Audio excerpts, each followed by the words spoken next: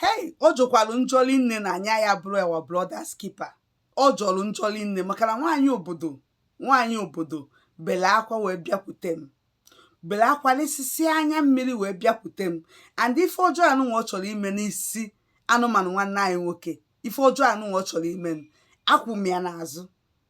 Akwụ m ya n'azụ because o ife onye chọkọkọf. Ị na-alụba anyị wee bụrụ na ị na-alụba anyị gwara nwaanyị obodo na ị chọrọ ije nwaanyị.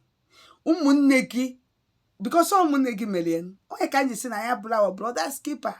Ụmụnne gị wee je kọọrọ ya asịrị nọ nwaanyị ka ije lụba anyị ijeje n'ụnụ. Nwaanyị iji asụ afịa akwụna ọ na-agbatara ya ego mụọlụ ya okeke mụọlụ ya okafọ. Ị nababa anyị ijeje nụ nwaanyị ọ bụ nyanwa ji ikpue gbatara ya ego iji wee bụrụ mmadụ. Nwee moto ị na-agba n'obodo a, nwekwa osi na onwe ebe unu nwee shop n'obodo a. Ọ ihe ọ gbatara n'ikpu ya kunji wee nwe those things. Iwe nawaba anyị je nụ nwaanyị ịgwa ya o wee bụ n'ọnụ ụmụnne gị ka ọ nụrụ ya. N'ọnụ ụmụnne gị ka ọ nụrụ ya. Nwaanyị wee sị na ya elechakogo everything. Na ya elechakogo everything and ya na-aga Eastern Cape ebe ị na-aya afụrụ ya iji irisie bata na ihe eme like this. Ifu gị onwere ka unyi isi wee nọgide wee bụ brother's keeper. Nwanne unu nwoke na Nigeria ka o jeje nụọ nwaanyị isi ya ebe ile gụwa anụmanụ nwaanyị obodo na ojibegokwa ije nụ nwaanyị. Ọ bụ ozi egwu game ka m bịara obodo ịgba. Ọkwa game ka m bịara obodo ịgba ka ọ bụ mmegheli ka unu na-eme na-eme nke ezigbue. Unu na-eme nke ezigbue.